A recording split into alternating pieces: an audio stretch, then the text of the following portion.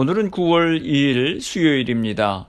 이제 다 함께 기도하심으로 수요 기도회를 시작하겠습니다. 살아계신 아버지 하나님, 하나님의 은혜 가운데 벌써 9월을 맞이하게 되었습니다. 코로나 상황 가운데서도 지금까지 건강으로 지켜주시니 감사드립니다. 이제 벌써 들의 곡식들이 결실을 거두는 시기가 되었습니다. 저희들도 올 새해를 시작하면서 세웠던 목표들, 기도 제목들을 돌아보면서 풍성한 결실을 거두는 가을이 되게 하여 주시기를 기도합니다. 무엇보다도 영적인 성장과 결실이 있는 저희가 되게 하여 주옵소서.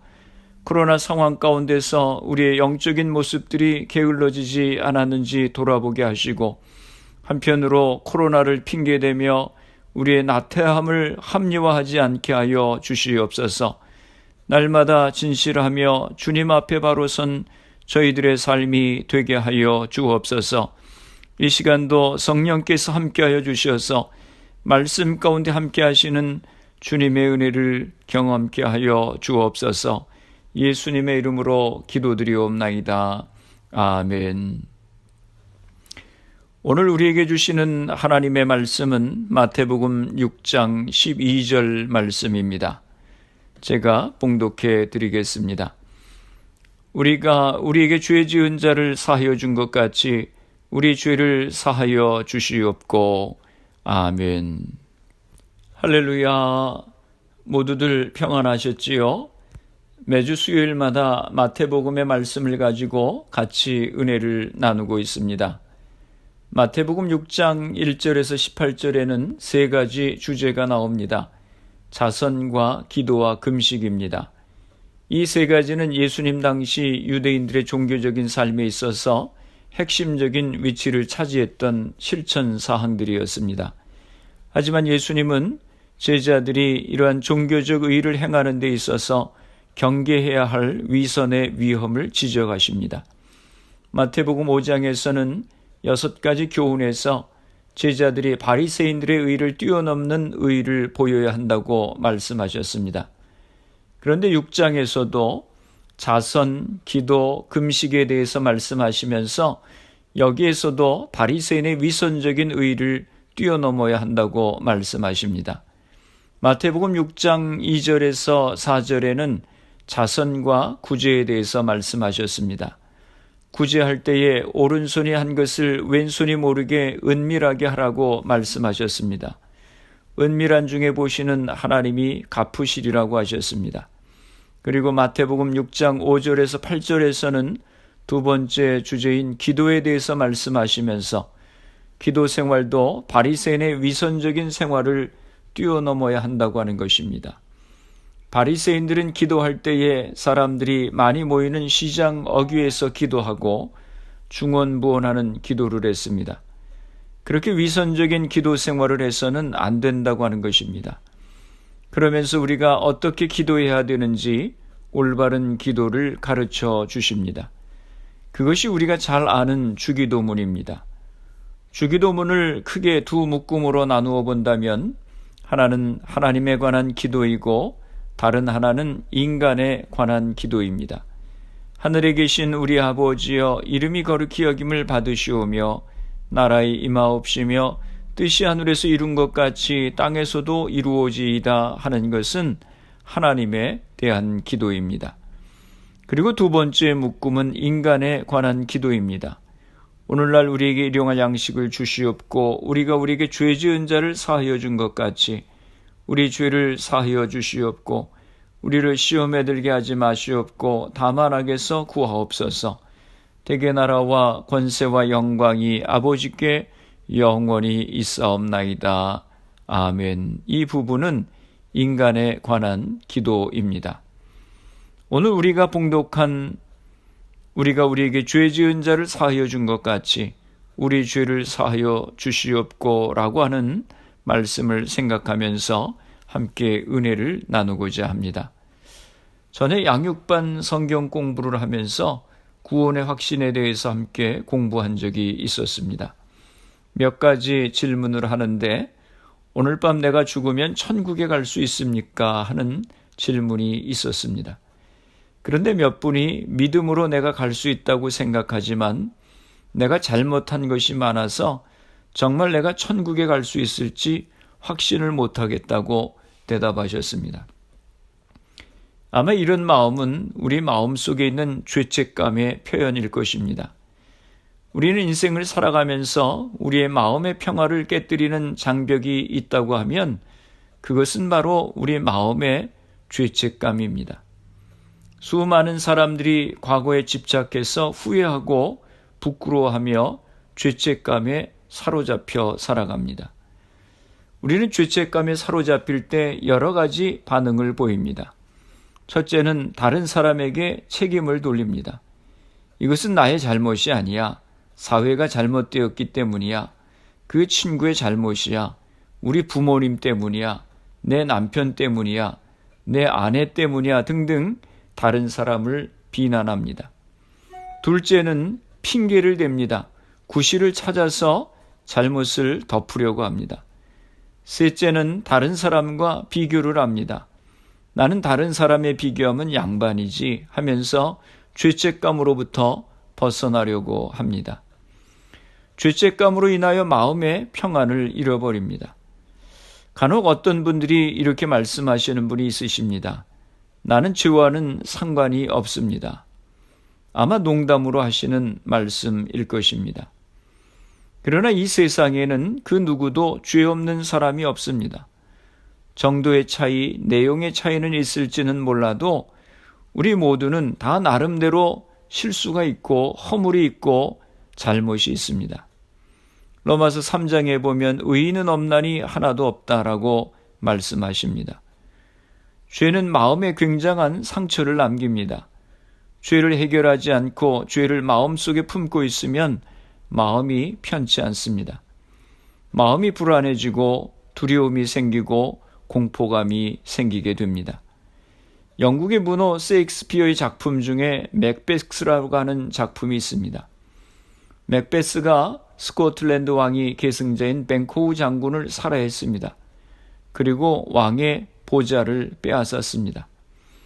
그런데 맥베스 장군이 왕의 보좌에 앉기 위해서 왕의 보좌로 나아가는데 그 왕의 보좌에는 뱅코우 장군의 피 선혈이 주르르 흐르고 있었습니다. 그래서 신하를 불러서 이것을 치우라고 고함을 지릅니다. 그런데 신하의 눈에는 그 피가 보이지 않습니다. 맥베스의 눈에만 죽은 뱅코우 장군의 피가 흐르고 있는 것이 보였습니다. 왜 그렇습니까? 자기 친구 뱅코우를 죽인 그 죄의식이 스스로를 불안하게 만들고 공포심에 사로잡히게 하고 떨게 만들었습니다. 다윗도 그러했습니다. 다윗도 죄를 지은 다음에 하루도 편할 날이 없었다고 고백합니다. 시편 32편 3절과 4절에 보면 내가 토설치 아니할 때에 종일 신음함으로 내 뼈가 쇠하였도다. 주의 손이 주야로 나를 누르시오니 내 진액이 화하여 여름 가물의 마름같이 되었나이다. 이처럼 죄는 우리 마음에 상처를 남기고 우리의 육체의 건강을 해칩니다. 그리고 우리의 삶을 파탄으로 이르게 하는 것입니다. 그러면 우리가 이 죄의 문제를 어떻게 해결할 수 있습니까? 이처럼 중요한 죄의 문제를 해결하기 위해서 예수님께서 우리들에게 주기도문을 가르쳐 주시면서 말씀하시기를 우리가 우리에게 죄 지은 자를 사하여 준 것 같이 우리 죄를 사하여 주옵소서라고 기도하라고 가르치셨습니다. 이 기도는 죄의 문제를 해결해 달라고 하는 기도입니다. 죄 사함을 받는 기도입니다. 본문에 나오는 죄는 영어 성경에 보면 debts로 번역이 되어 있습니다. 빚을 의미하는 것입니다. 우리가 누구에게 빚을 졌습니까? 하나님께 빚을 졌다는 말씀입니다. 왜 그렇습니까? 하나님께서 우리에게 생명을 주셨습니다. 공기와 햇볕을 주셨습니다. 양식을 주셨습니다. 생명의 유지를 위해서 하나님께 빚을 졌습니다. 그러므로 우리는 하나님을 마음으로부터 찬양하고 경배해야 합니다. 시간과 물질과 재능을 들여서 하나님께 영광을 돌리는 삶을 살아야 하는 것입니다. 그러나 우리는 그렇게 하지 못했습니다. 결국 하나님에 대한 우리의 빚은 갈수록 늘어만 갔습니다. 이것을 성경에서 죄라고 불렀습니다. 그런데 불행히도 우리는 이 빚을 갚을 수 있는 능력이 도무지 없는 것입니다. 그런데 여기에 복음이 있습니다. 하나님께서 우리 죄를 해결하기 위해서 독생자 예수 그리스도를 보내셨습니다. 그리스도를 십자가에 죽게 만드셨습니다. 예수 그리스도로 하여금 인간 모든 죄를 책임지고 대신 그 죄의 형벌을 받게 만드셨습니다. 그리고 그 십자가에서 흘리신 피로 우리의 모든 죄를 깨끗하게 씻어 주셨습니다. 누구든지 이와 같은 십자가의 공로를 믿고 의지하는 사람은 죄 사함을 받고 자녀로 깨끗함을 받게 되는 것입니다. 이것이 십자가의 구원의 도리입니다. 예수님께서 십자가에서 피를 흘리시고 죽으심으로 우리의 모든 죄의 빚을 탕감해 주셨다고 하는 말씀입니다. 여러분, 우리가 어떻게 우리의 죄의 문제를 해결할 수 있습니까? 우리가 우리에게 죄 지은 자를 사하여 준 것 같이 우리의 죄를 사하여 주옵소서. 우리가 하나님 앞에 빚진 것을 갚을 수 없음을 고백하고 하나님의 도우심을 구할 때 예수 그리스도의 보혈의 공로로 우리의 빚을 탕감하시고 우리의 죄를 해결하여 주시는 것입니다. 어느 날 성 프란시스의 제자가 환상 중에 하늘나라를 갔습니다. 그곳에는 높은 보좌가 있었는데 그 의자는 빈 의자였습니다. 그래서 여기에 누가 앉을 것입니까? 하고 물었더니 세상에서 제일 겸손한 성 프란시스가 앉을 거라고 그렇게 말을 했습니다. 제자이지만 자기 스승이 너무 높아진다고 하는 말을 들으니 질투하는 마음이 생겼습니다. 그는 환상에서 깨어나 자기 선생님을 시험하고 싶었습니다. 그래서 물었습니다. 선생님, 당신은 자신을 어떤 사람이라고 생각하세요? 그는 내가 세상에서 제일 악한 사람이라고 생각을 하지라고 대답을 했습니다. 제자는 선생님, 그것은 거짓말입니다. 위선입니다. 모든 사람들이 선생님을 성자라고 부릅니다. 세상에는 강도도 많고 도둑질한 사람 등 나쁜 사람이 얼마나 많은데 선생님이 세상에서 제일 악하다고 말하는 것은 말이 안 됩니다. 거짓입니다. 라고 반박을 했습니다. 그때 성 프란시스는 자네 그건 몰라서 그래.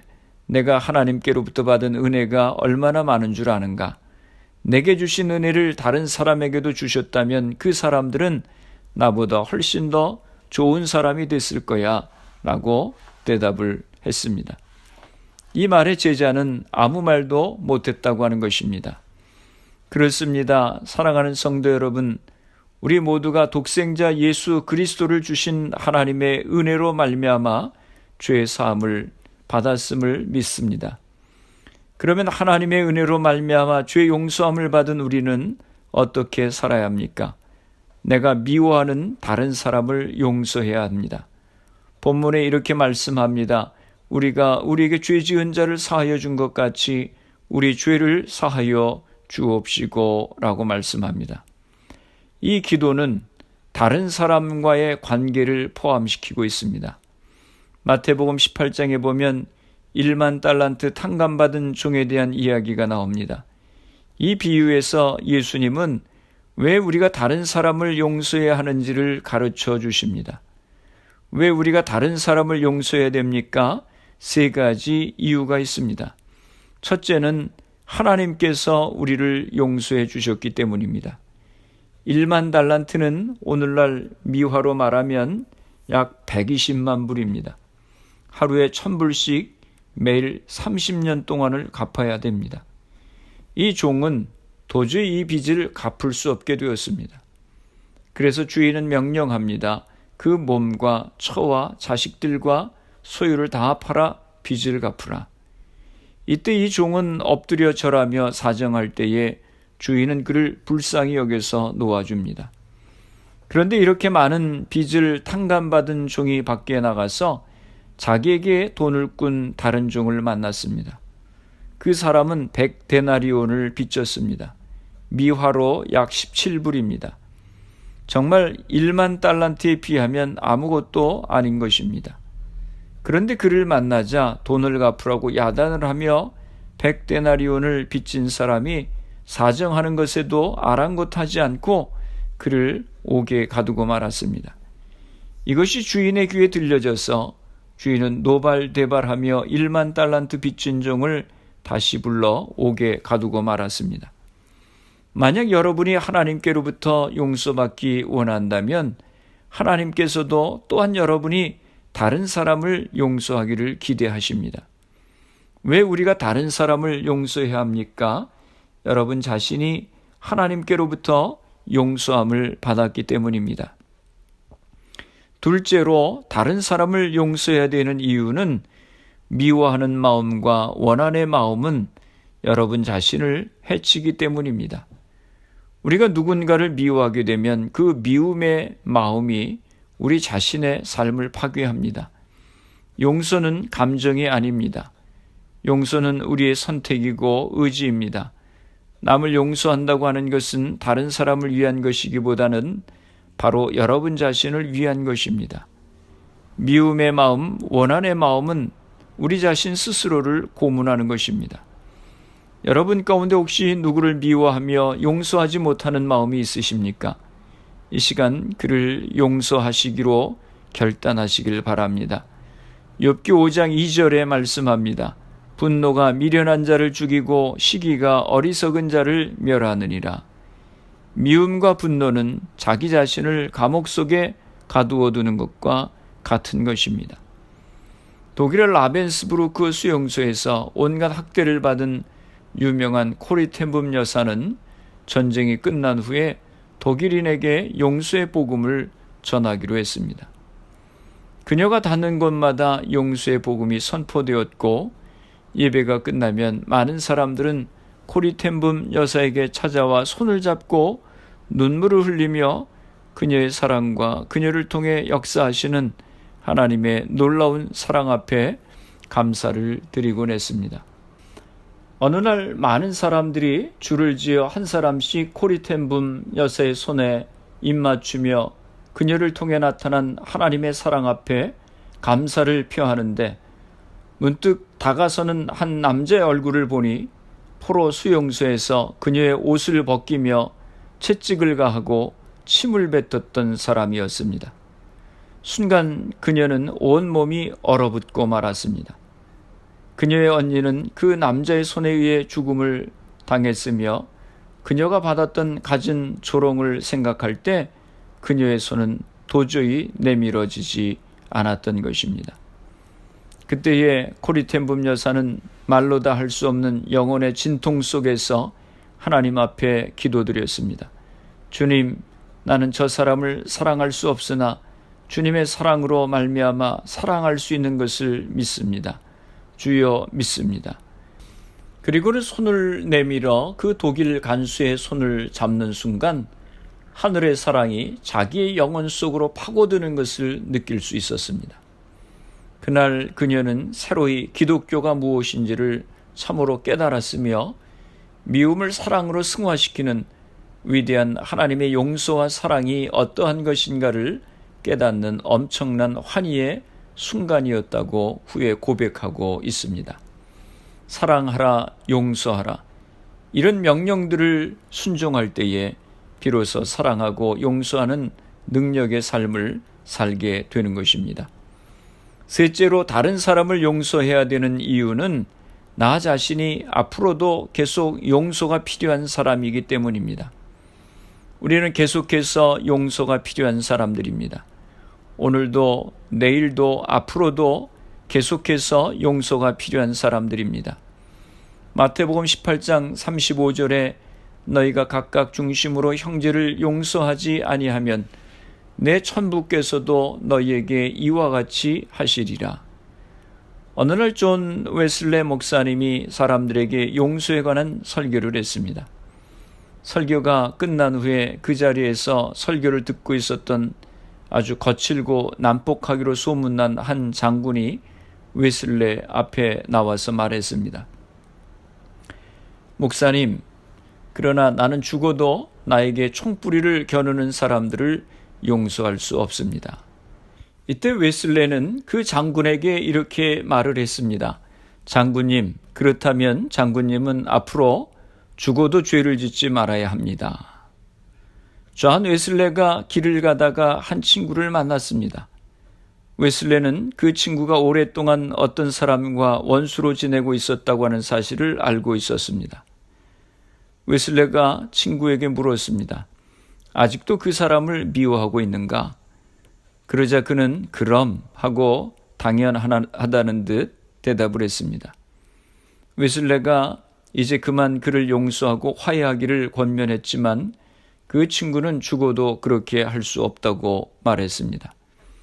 그렇다면 좋네. 그럼 계속해서 그 사람을 미워하게. 하지만 자네가 알아두어야 할 것이 있네. 앞으로 자네는 절대로 다른 사람에게 미움받을 짓을 해서는 안 되네. 혹시 그 상대가 자네처럼 용서할 줄 모르는 사람일 줄 누가 알겠나? 라고 그렇게 말했다고 하는 것입니다.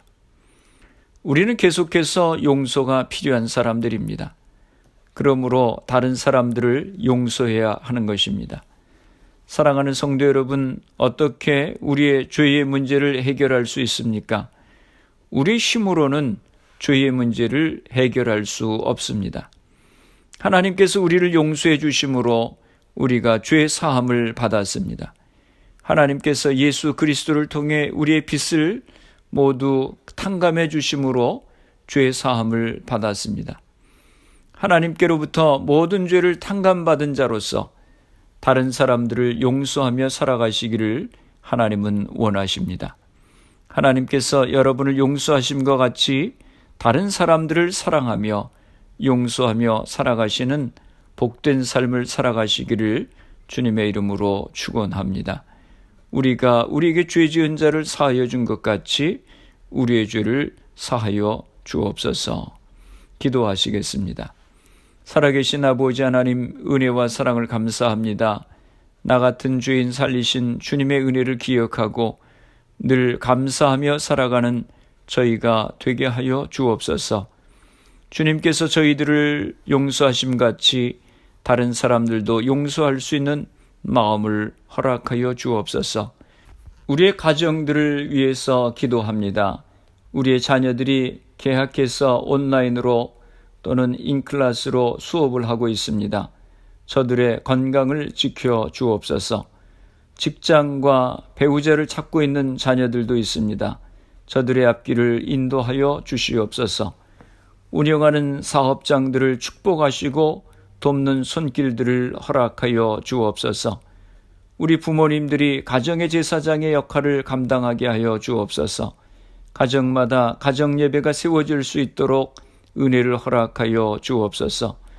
교회를 위해서 기도합니다. 코로나 상황으로 모이기가 어려운 가운데 있지만 코로나를 핑계로 우리의 믿음이 해이해지지 않게 하여 주시옵소서. 더욱 영적으로 깨어있게 하시고 주님과 날마다 동행하는 저희들이 되게 하여 주옵소서. 금요일부터 시작이 되는 청년부 수련회를 축복하여 주시기를 원합니다.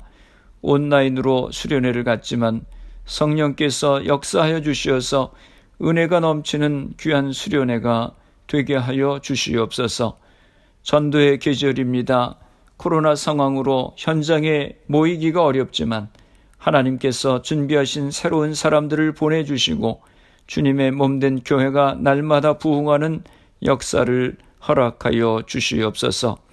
질병으로 어려움 가운데 있는 성도님들을 기억하며 기도합니다.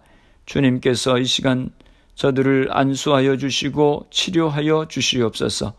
안진뱅이를 일으키시고 소경된 자를 고치셨던 주님께서 이 시간 저들을 고쳐 주시옵소서. 미국과 대한민국 조국을 위해서 기도합니다. 코로나 상황이 빨리 종식될 수 있도록 은혜를 허락하여 주옵소서. 대통령과 나라의 지도자들이 바른 리더십을 발휘할 수 있도록 은혜를 허락하여 주시옵소서. 예수님의 이름으로 기도드리옵나이다. 아멘. 주기도문 하시겠습니다. 하늘에 계신 우리 아버지여, 이름이 거룩히 여김을 받으시오며 나라가 임하시오며 뜻이 하늘에서 이루어진 것 같이 땅에서도 이루어지이다. 오늘 우리에게 일용할 양식을 주시옵고 우리가 우리에게 죄 지은 자를 사하여 준 것 같이 우리 죄를 사하여 주시옵고 우리를 시험에 들게 하지 마시옵고 다만 악에서 구하시옵소서. 나라와 권세와 영광이 아버지께 영원히 있사옵나이다. 아멘. 수요 기도회를 마쳤습니다. 오늘도 주 안에서 평안한 밤 되시기를 바랍니다. 내일 새벽 기도회에 뵙겠습니다. 예배 후 가정과 교회와 나라를 위해서 기도해 주시기 바랍니다. 주님께서 우리를 용서하심과 같이 다른 사람들을 용서할 수 있도록 기도하시고, 가정 예배가 세워지고 부모님들이 가정의 제사장의 역할을 감당하도록 자녀들과 사업과 직장을 위해 기도하시고, 우리 교회가 초대교회와 같이 말씀과 기도와 예배와 교제가 충만한 교회가 될 수 있도록, 또 목요일부터 주일까지 진행이 되는 청년부 수련회를 위해서 기도해 주시기 바랍니다. 질병으로 고통 가운데 있는 성도님들의 회복을 위해서, 미국과 대한민국 조국을 위해서 코로나 상황이 하루속히 종식될 수 있도록 수고하는 의료진들, 봉사자들, 위정자들 위해서, 코로나 백신 개발을 위해서, 희생된 가족들, 환자들 위해서 기도해 주시기 바랍니다.